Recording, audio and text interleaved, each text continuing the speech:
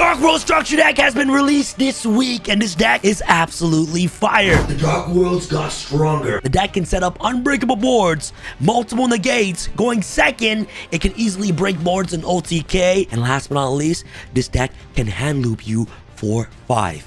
Yes, 5 card hand loop. No hand. Without further ado, let's begin. Guys, this Dark World deck profile is going to be absolutely amazing. If you guys want to see more deck profiles like this in the future, make sure you guys smash that thumbs up button. That'll be absolutely phenomenal. And guys, YouTube love it when the audiences, you guys, like the video and leave a comment. So guys, make sure you guys comment away, like the video away. Let's get 4,000 plus likes for this video for the next updated deck profile. Let me know what deck profile you guys want to see in the comment section below. And if you guys haven't subscribed yet, make sure you guys hit the subscribe button. That'll be absolutely amazing. Yassine and I have been working on this deck list for quite some time. Yassine has an amazing combo tutorial and test hands on what you guys can do with certain situations that you draw with this deck right here. So guys, check out the combos in the link in the description box below. Let's begin the profile. All right, guys, start with the monster quick and play. Of course, the best card in the deck is Triple Grapha, the Dragon Lord of the Dark World. Absolutely phenomenal. In any Dark World based deck, guys, you got to play 3 Graphas. Card's amazing. Whenever discarded to the graveyard, you basically get to pop a card on the field. And also, if it's discarded by your opponent's card effect, you basically get to look at one random card in your opponent's hand, and there's a monster.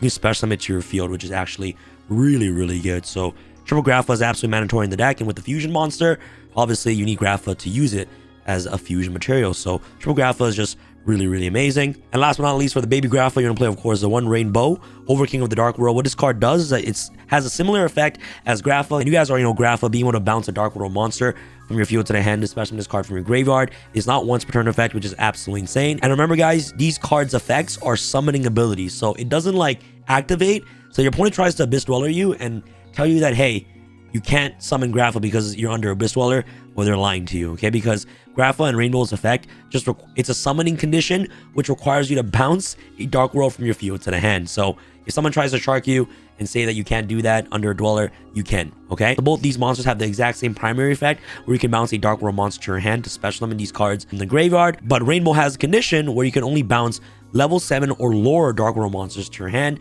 to summon this card. So obviously that restriction is there, so you can't just be bouncing back Grapha to your hand. But regardless, card's still pretty good, but it's only a one-of in my personal opinion. But regardless, it's still really good to have an additional level 8 body that you have in the graveyard other than Grapha to basically bounce cards from the field to the hand to summon it from the grave. If this card is discarded, you basically get to search a level 5 or higher Dark World monster directly from your deck to your hand. So it searches Grapha, which is really nice. And also its broken ability where if it's discarded by your opponent's card, you basically get a special 1 level 4 or lower Dark World monster from your deck or graveyard to either player's field. So Overking of the Dark World, absolutely phenomenal. Next off, for the brand new card, you guys already know this is my favorite Dark World of all time.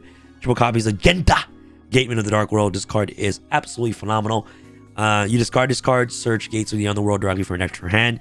If this card is banished, special summon it. So like, discard this, search Gates, activate Gates, banish this. Discard a Dark World card, draw 1, activate this, it comes back. And then your Dark World card that you just discarded, trigger off its ability. Like, what the heck? You know what I'm saying? Like, this card is crazy, and it's not once per turn search. If you have multiple copies of this card, you can discard it to the graveyard to search Gates of the Underworld directly from your deck to your hand. And just Gates is just absolutely ridiculous in this deck. Not only is this card one of the best consistency and extender cards in your entire deck, it's also a level 4 monster, which helps you get access to your rank 4 Xyz toolbox that you have access to in your extra deck, especially Abyss Dweller in today's metagame. And also in this deck, you're playing Lugaris, which triggers off really well with any of the Dark World cards in this deck right here. Next off, of course, you're gonna play triple copies of Snow, Unlight of the Dark World. This card is absolutely phenomenal with the new spell cards and the danger monster you have access to the deck. I feel like Snow is a mandatory 3 of in the deck. I don't know why people play 2, or you know what I'm saying? Like, I just don't get it. You know, like, this card is like one of the best cards in the deck. It's a straddles the entire deck, and you play a significant amount of spell cards, and you're able to resolve Snow's effect really easily in this deck.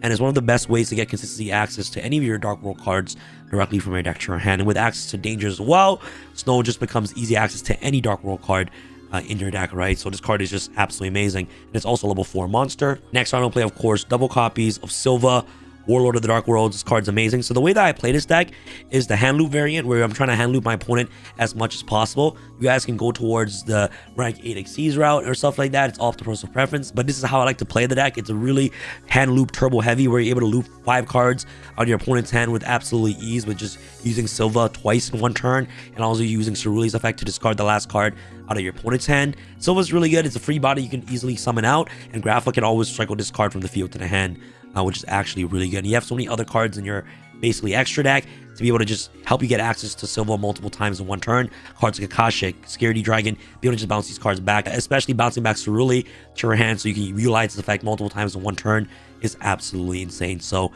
Silva is really good for hand loop purposes and is one of the best extenders and also one of the best utility cards to get rid of all your opponent's cards from your hand to their deck. It doesn't discard, it places the cards in your opponent's hand to the bottom of their deck, so you're not trigger off any tier element's ability, right? Next up, Triple Brow, Huntsman of the Dark World, really good. It's an upstart goblin for the entire deck, and then once it's discarded to the graveyard by your opponent's card effect, you basically get to draw 2 cards, which is actually really good. So it's a built-in Pot of Greed for the deck, which is really amazing. Next off, for the 1-ups, we're going to play, of course, the 1 Paro, Hermit of the Dark World. The reason why this card isn't the greatest is because it's a hard once per turn, but it still is a built-in Monster Reborn in the deck, which is absolutely amazing. And of course, if this card is discarded from your hand to the graveyard by your opponent's card, you special summon to either player's field one of your fiend monsters that is banished or in your hand or graveyard.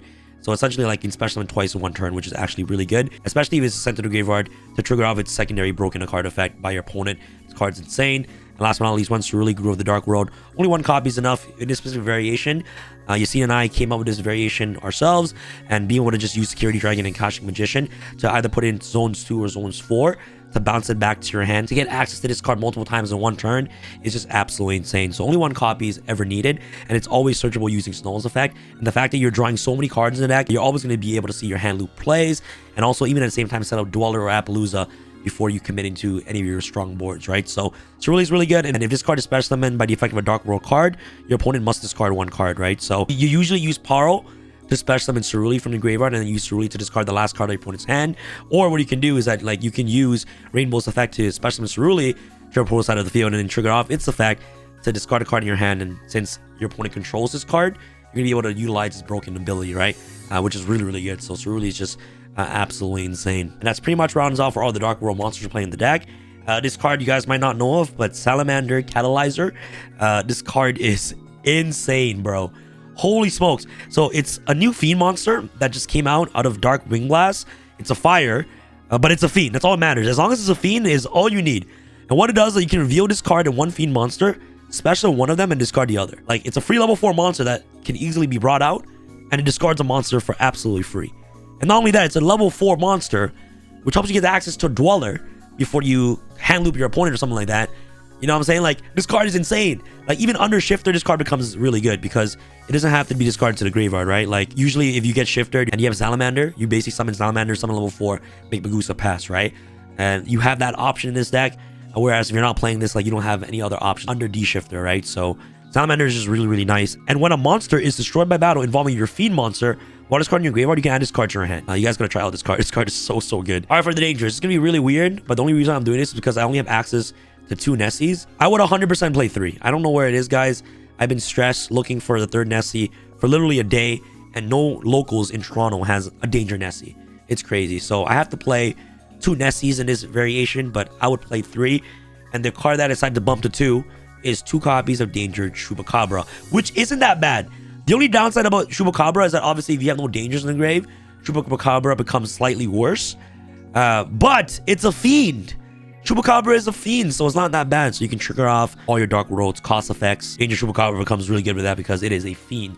So it's not entirely bad in the deck. So, but regardless, like, I would still play 3 Nessie and 1 Chup, but like Chupacabra, the logic with that, it's like, it's completely fine. And it's also level 4 monster, right? So as long as you get access to 1 danger in the grave, Chupacabra becomes really amazing in the deck because it is a fiend monster to help trigger off all your Dark World's abilities, right? So Chupacabra is just really, really good for that. So 2 Nessie, 2 Chupacabra, 1 Moth, you know what I'm saying? Like, Moth is also really good because it guarantees you to discard, but you kind of don't want your opponent to discard too. Mothman becomes really insane if you make Dweller before anything, you know what I'm saying? So 1 Snake, just a free summon, 1 Jack, and last but not least, the 1 Danger Bigfoot is all you're playing for the 8 dangers that you're playing in the deck right here. So I believe this is the perfect danger lineup. 8 is good. I was playing 10 dangers before, but I felt like I cut the other 2 to play Salamander and Catalyzer, and like that card is just so good. So that's pretty much it. 8 dangers, really good. Free bodies on the board, and also helps you discard your Dark World cards to the graveyard.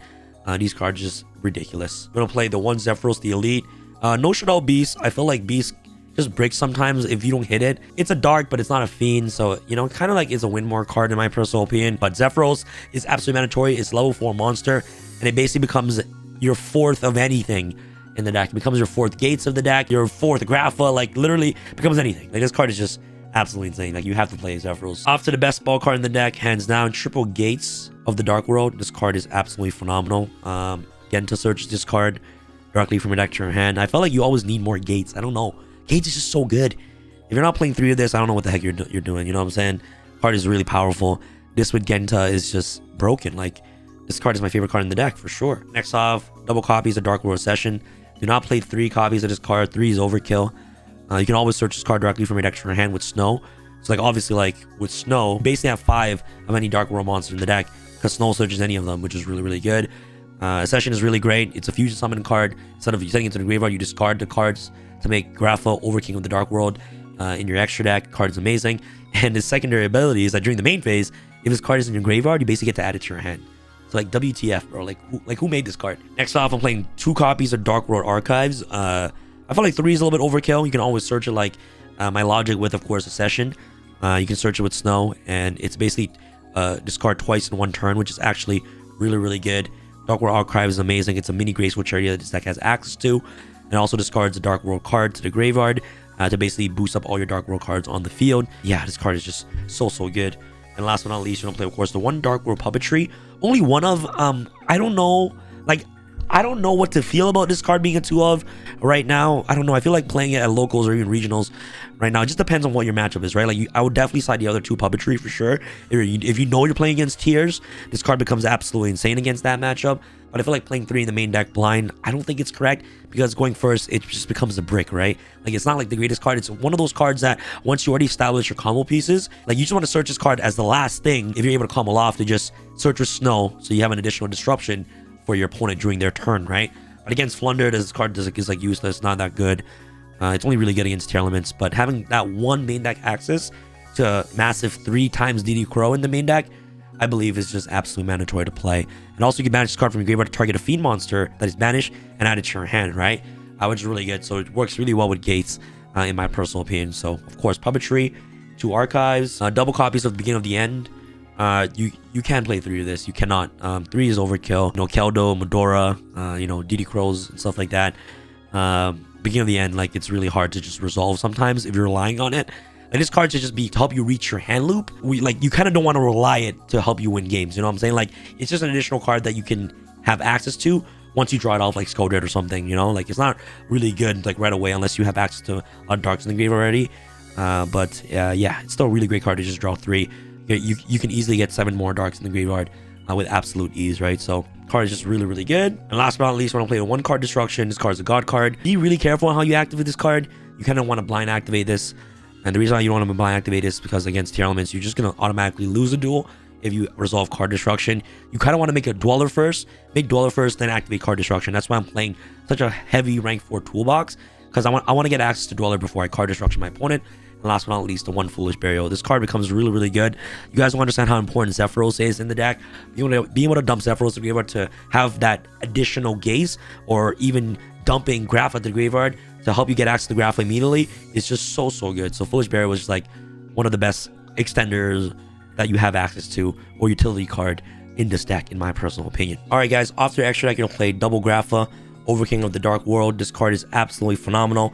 He basically becomes a negate, which negates normal spell traps or monster effects and makes it become your opponent discards 1 card, which is amazing. His secondary ability relieves the field by your opponent's card. While this card is fusion summon, obviously, you special summon 1 of your Graphas from your banish or in your graveyard. Then each player with a hand discards 1 card. So be able to trigger off its effect is just to discard cards from your opponent's hand is really good. Really good with Dweller, obviously. Like, I just hate discarding tier element cards.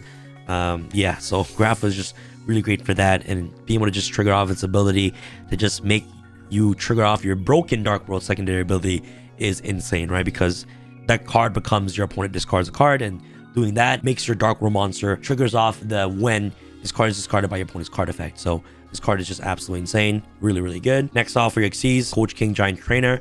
It's really good in time because it does burn and it helps you draw 3. Helps you get access to more of your combo pieces, and helps you consistently see combo cards to help you guarantee the 5-card hand loop with absolute ease.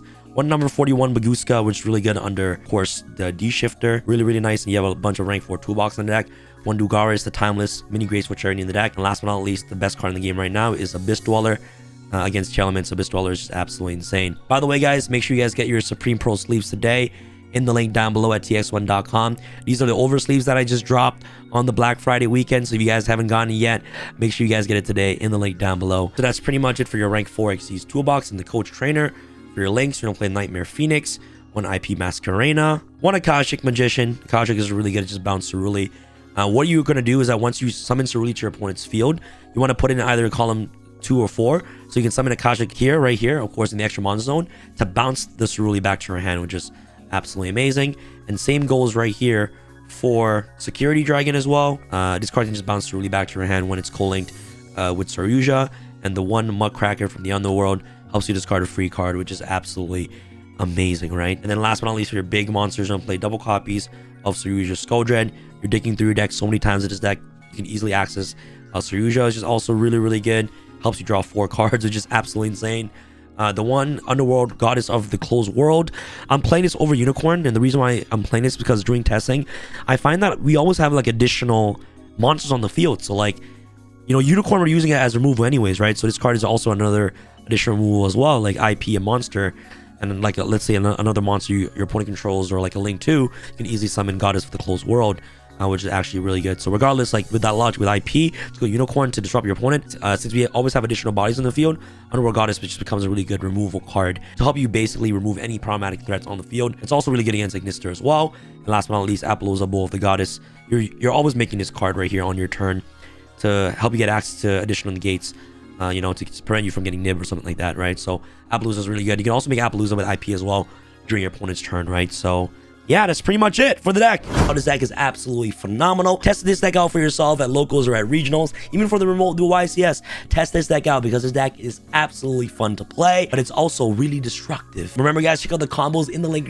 box below so you guys can have a better further understanding on how some of the combos, some different variants of hands that you may have. Yassine goes over it really in depth in his combo video, so a huge shout out to Yassine. That's pretty much it. Remember, guys, use my deck list as a template to what you guys want to play in your own deck. My deck is personally the best for me, and I personally think this is the best version to play. But if you guys have any own spices, you know what I'm saying? Listen, that's the beauty of creating your own dish. You can put in whatever you want, and whatever you like is whatever you like. All right, guys, peace.